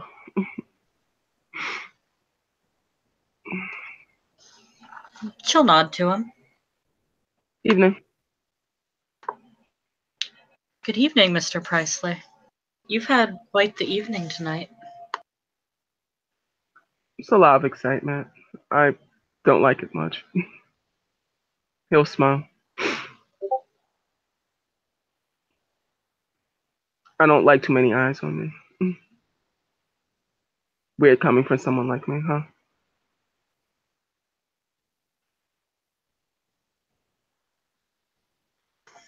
She shrugs. To each their own. Regardless, I'm glad to hear the news. Thank you. I've come to offer my services. I see. You want to parlay with other kindred? Yes. Why other kindred and not mortal influences?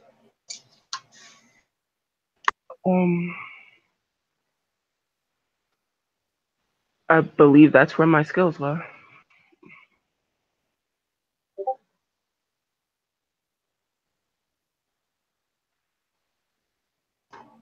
And you're willing to work with those outside of the Ivory Tower?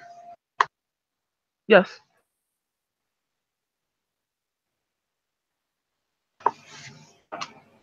Okay. She smiles a bit. I have no fears that you'll be able to prove yourself worthy. That's high praise coming from you. You've gotten results. He shakes his head.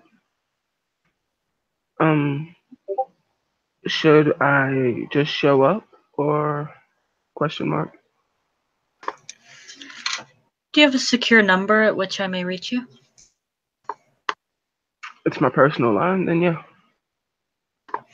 She'll nod. I'll take that. I'll get our coterie together once I have enough interest drummed up. It shouldn't take too long considering Prince's orders. Understood. Excellent. Thank you. He'll smile and polite gesture and make his way.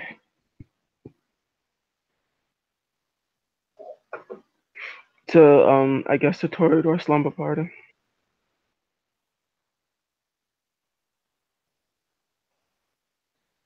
Can't believe we're calling it that. That's the way Adam is like justified in his head, and he's upset about it. He's pouting.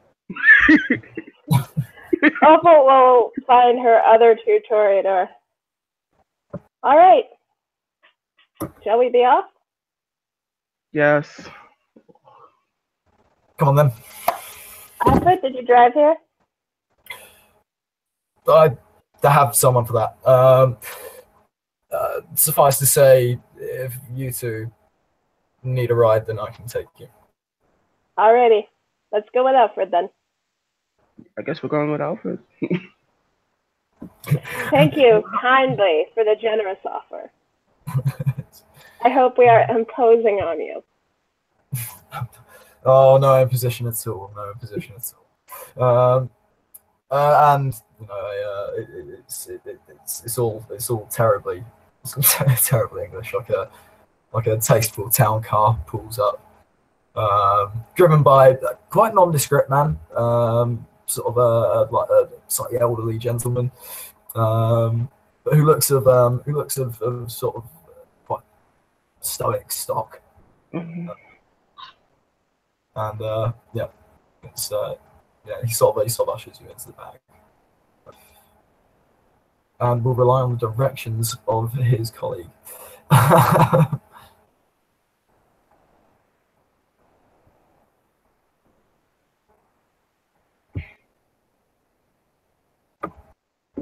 Adam will hold the door open for Opal. Opal will give him a smile and a wink and slide into the car. Sliding beside her. he sort of slides along into the front next to the driver. It's quite spacious. Looks like it's kind of a town car, kind of like a domestic limousine. Yeah. Sort of gesture towards Opal and sort of say, "Well, let's be off then." He sort of looks back at the sort of modern art museum and sort of has a bit of a shudder because this wasn't quite the. I mean, he was expecting something, different to what he was used to, but he wasn't expecting Primogen to frenzy. He wasn't expecting the Sabbat to be in the city, drawing attention to themselves with parkour. It's and he sort of glances between his two new kind of accomplices with a bit of scrutiny. Actually, yeah. I'm gonna roll perception empathy like on both of you. Oh shit! And I get a -2 in this as well.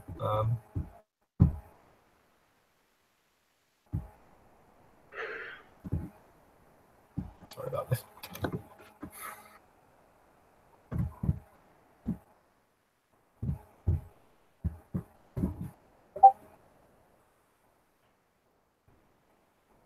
Fuck's sake. Sorry, gang.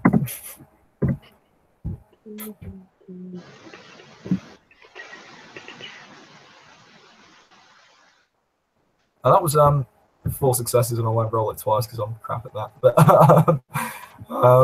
yeah, it's what's the deal here? Like, because they don't seem to be sort of displaying any apprehension at all, which for him is quite interesting. So, like, am I reading anything here? 4 successes. Adam seems oddly comfortable with danger, and that's not okay. And I mean, Black Opal. Opal. Oh. Opal seems not not even comfortable, thrilled and exhilarated by everything that's happened. Sort of like looks at her and sort of does a mental like, right, okay.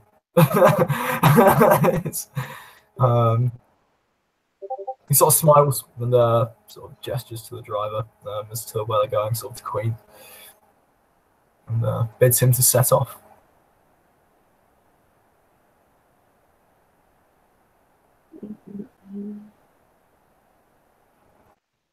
And I think that leaves things back in the court of the SPs. Indeed.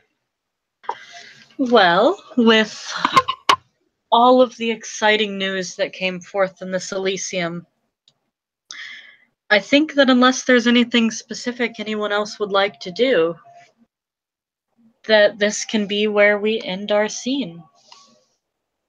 Thank you, players, for playing, and thank you, watchers, for watching. This has been another scene for Living World of Darkness. Camarilla in the streets, Sabbat in the sheets.